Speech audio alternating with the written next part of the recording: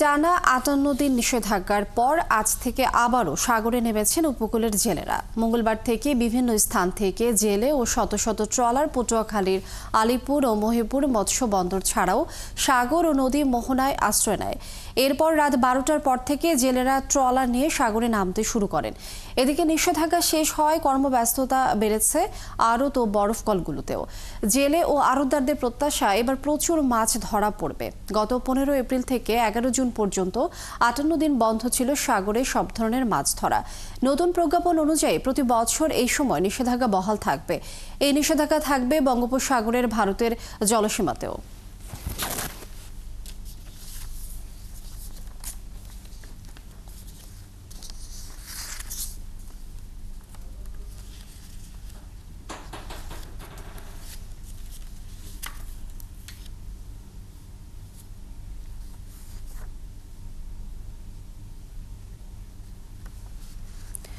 দর্শক, নিষেধাজ্ঞা শেষে মাছ ধরার খবরাখবর আমরা জানবো। এই মুহূর্তে পটুয়াখালী কলাপাড়া থেকে যুক্ত হচ্ছেন সহকর্মী মিলন কর্মকার রাজু। রাজু, জেলেরা কি সাগরে নেমেছেন কিনা এবং কি বলছেন তারা, আর কতটা প্রত্যাশা করছেন কেমন মাছ পাবেন? মধ্যরাত থেকে আজ রাত ১২টার পর থেকে গভীর সমুদ্রে যাত্রা শুরু করবে জেলেরা, এবং দীর্ঘ ৫৮ দিনের যে তাদের প্রতীক্ষা, সেই প্রতীক্ষার অবসান হচ্ছে আজ মধ্যরাত থেকে।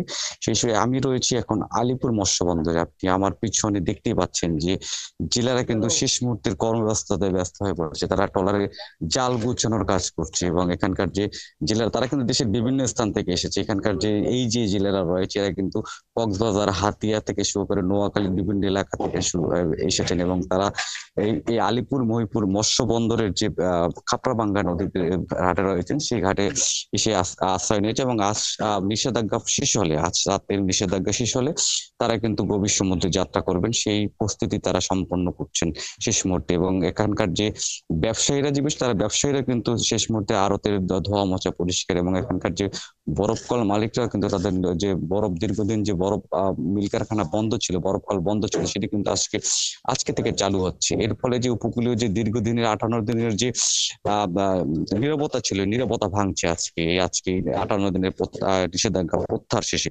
আপনাকে একটা বিষয় জানিয়ে রাখি যে কলাপাড়ার কিন্তু ১২টি ইউনিয়ন এবং ২টি পৌরসভায় সরকারি নিবন্ধিত ১৮,৩০৫ জন জেলে থাকলো। এর বাইরে কিন্তু প্রায় ১.৫ লক্ষ জেলে রয়েছে যারা কিন্তু এই নিষেধাজ্ঞা চলাকালীন সময়ে সমুদ্রে বা বাংলাদেশের জলসীমা কিন্তু তারা মাছ শিকার করতে পারেনি। এই কারণে কিন্তু এখানকার জেলারা কিন্তু সীমাহীন কষ্টের দিন যাপন করছে। আপনাকে আরেকটা পরিসংখ্যান দিচ্ছি, সেটা হচ্ছে যে এই ৫৮ দিনের নিষেধাজ্ঞা চলাকালীন করাপাড়ায় যে জেলেদের যে ৫৬ কেজির প্রণোদনার চাল বরাদ্দ হয়েছিল, সেটি কিন্তু কলাপাড়ার ১২টি ইউনিয়নের ভিতরে ৭টি ইউনিয়নে কিন্তু বিতরণ শুরু করেনি। এই কারণে যে এখানকার জেলেদের যে দুর্ভোগ সেটা কিন্তু রয়ে গেছে। তাদের ঈদ কষ্টে কেটেছে, এবং এখানকার যে জেলারা যে বলছে হয়তো আজকে থেকে রাতে যদি তারা সাগরে নামেন, সেক্ষেত্রে তাদের আশা যে দীর্ঘদিন পর ৫৮ দিনের ভারতের সাথে মিল রেখে যে নিষেধাজ্ঞা ছিল সেটি কিন্তু।